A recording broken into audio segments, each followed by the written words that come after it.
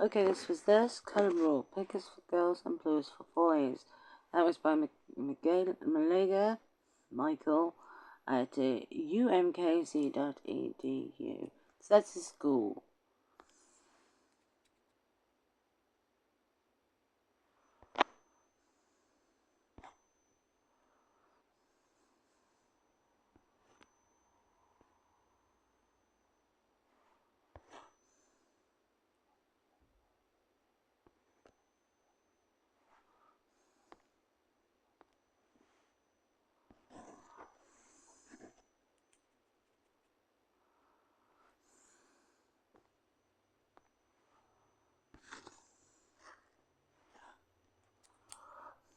This is in Western societies, the stereotype prevails that pink is for girls and blue is for boys.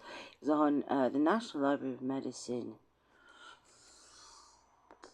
Interesting enough, I never heard the valence effect. It's known as a valence bias. It's a cognitive or logic bias that refers to the tendency of individuals to overestimate the likelihood of positive events occurring in their lives while underestimating the probability of negative events.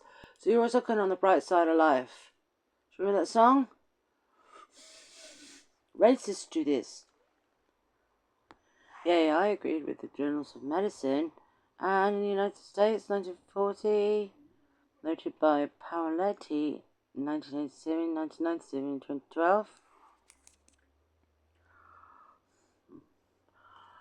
First example of Blue is for Girls was in 1914, which was cited in the last search term in an English Good Taste magazine. Pink is decided to be a strong colour. Okay, we're over here in Psychology Today. Beyond pink and blue, how gender shapes colour preferences. Blue unites while pink divides. Or why women are ditching pink in favour of red.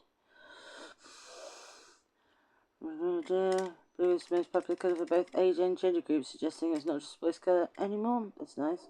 Gender differences for the purple and pink. What it is? Okay. So, at the moment then, fish and chips and pop.